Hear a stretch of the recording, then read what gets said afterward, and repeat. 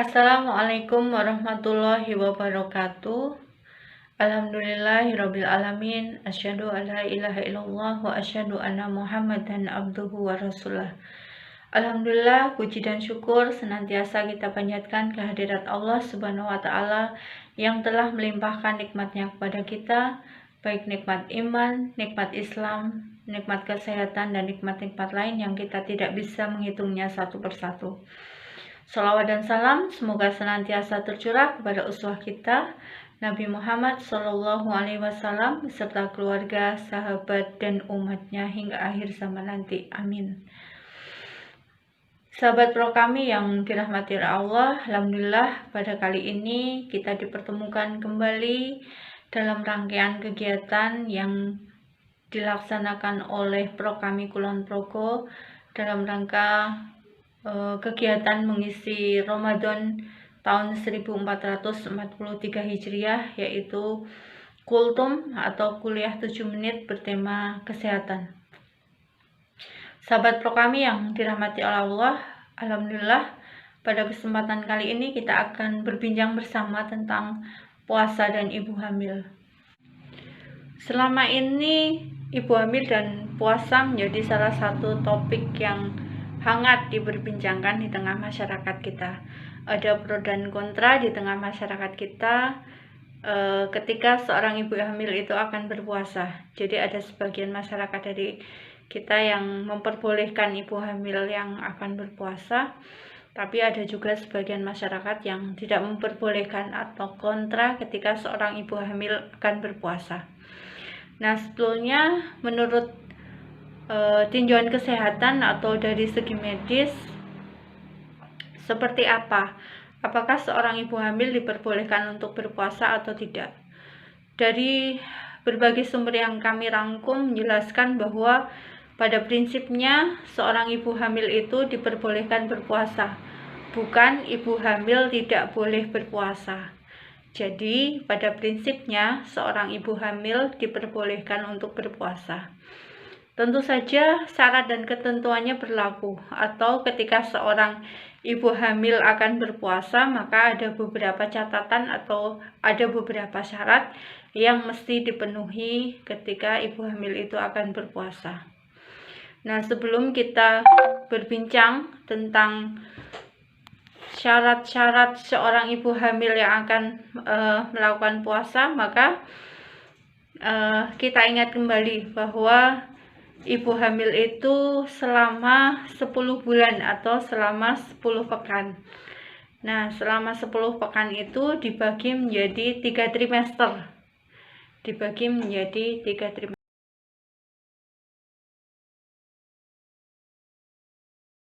Nah, sebelum kita berbincang tentang syarat-syarat seorang ibu hamil yang akan melakukan puasa, maka kita ingat kembali bahwa ibu hamil itu selama 10 bulan itu dibagi menjadi 3 trimester. Tiap trimester kehamilan berlangsung selama 3 bulan. Dan tiap-tiap trimester kehamilan memiliki ciri-ciri dan karakteristiknya masing-masing. Trimester pertama kehamilan terjadi pada usia kehamilan 0 sampai dengan 12 pekan atau yang sering disebut sebagai hamil muda.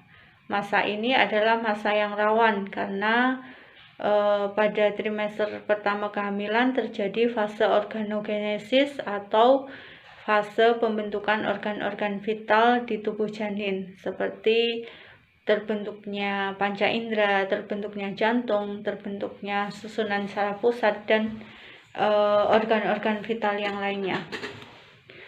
Nah, trimester kedua kehamilan terjadi pada usia 13 pekan sampai dengan 28 pekan. Pada masa ini janin sudah dapat bergerak aktif, lalu organ-organ vital sudah terbentuk. Sedangkan trimester ketiga terjadi pada usia kehamilan 29 pekan sampai dengan 40 pekan. Nah, pada usia kehamilan berapa atau pada trimester berapa kehamilan yang aman bagi seorang ibu hamil itu untuk berpuasa? Nah, ketika kita kembali mengingat karakteristik dari masing-masing trimester kehamilan, maka usia kehamilan yang aman bagi seorang ibu hamil untuk berpuasa adalah pada trimester kedua dan trimester ketiga kehamilan. Nah, pada trimester pertama kehamilan tadi sudah disebutkan bahwa masa itu adalah masa yang rawan karena pada trimester pertama terjadi fase yang sangat penting, yaitu fase organogenesis. Selain itu, pada trimester pertama kehamilan, seorang ibu biasanya mengalami berbagai keluhan seperti mual, muntah, pusing, atau keluhan-keluhan pencernaan atau gastrointestinal yang lainnya. Meskipun ada beberapa ibu yang mengatakan tidak mengalami keluhan, tapi sebagian besar dari ibu hamil itu mengalami keluhan-keluhan tersebut. Oleh sebab itu, pada trimester pertama kehamilan, seorang ibu tidak dianjurkan untuk berpuasa. Seorang ibu hamil tidak dianjurkan untuk berpuasa. Sedangkan ibu hamil relatif lebih aman untuk melaksanakan puasa ketika berada pada trimester kedua dan trimester ketiga kehamilan. Nah, yang selanjutnya, apa saja syarat dan ketentuan bagi seorang ibu hamil yang akan melaksanakan puasa? Nah, syarat dan ketentuan ini untuk menilai apakah seorang ibu itu layak untuk menjalankan puasa ketika dia dalam kondisi hamil atau tidak. Nah, syarat tersebut dibagi menjadi dua, yaitu syarat dari segi ibu dan yang kedua adalah syarat dari segi janin. Syarat dari segi ibu yang pertama adalah berat badan ibu normal. Berat badan ibu normal ini berat badan ketika sebelum dan berat badan selama hamil. Jadi berat badan sebelum hamil dan selama hamil itu normal. Nah, berat badan ini normal atau tidak dihitung berdasarkan dari IMT atau indeks massa tubuh. Nah, bagi ibu-ibu hamil yang belum mengetahui apakah berat badannya normal atau tidak berdasarkan dari IMT, maka ibu-ibu hamil bisa berkonsultasi dengan tenaga kesehatan yang biasa memeriksa ibu hamil, memeriksa ibu-ibu hamil untuk berkonsultasi apakah berat badannya itu normal ketika dihitung berdasarkan dari IMT atau tidak. Lalu syarat yang kedua dari segi ibu adalah tidak ada penyakit atau komplikasi kehamilan. Tidak ada penyakit atau komplikasi kehamilan. Misalnya anemia atau kurang darah. Jadi pada ibu-ibu hamil yang mengalami anemia atau kurang darah, maka dia tidak diperbolehkan untuk melaksanakan puasa. Lalu ibu hamil dengan penyakit kronis, maka dia juga tidak dianjurkan untuk melaksanakan puasa selama hamil. Itu dari segi ibu. Lalu dari segi janin, yang pertama adalah pertumbuhan janin sesuai dengan usia. Pada ibu hamil yang berpuasa ada beberapa tanda bahaya yang mesti diperhatikan. Tanda bahaya yang pertama adalah adanya tanda-tanda hipoglikemi atau tanda-tanda turunnya gula darah pada ibu hamil yang sedang berpuasa. Nah, tanda-tanda terjadinya hipoglikemi adalah pusing, berkunang-kunang, keluar keringat, mual, muntah. Nah, bagi ibu-ibu hamil yang sedang berpuasa yang mengalami tanda-tanda hipoglikemi, maka dianjurkan untuk tidak melanjutkan puasanya. Lalu tanda bahaya yang kedua adalah berat badan turun lebih dari 5% dari berat badan sebelum puasa. Oleh sebab itu, bagi ibu hamil yang berpuasa untuk tetap disarankan untuk tetap melakukan pemeriksaan kehamilan untuk mengetahui apakah berat badannya turun lebih dari 5% atau tidak. Lalu tanda bahaya yang ketiga adalah gerak janin berkurang. Ini perlu diperhatikan sekali ya, gerak janin apakah berkurang atau tidak. Lalu tanda bahaya yang keempat adalah janin tumbuh lambat atau janin tumbuh tidak sesuai dengan usia kehamilan. Dan yang terakhir adalah tips berpuasa sehat untuk ibu hamil. Nah, seperti apa tips berpuasa sehat untuk ibu hamil? Tips berpuasa sehat untuk ibu hamil tentu saja berpuasa yang sesuai dengan tuntunan atau ajaran dari Rasulullah Shallallahu Alaihi Wasallam.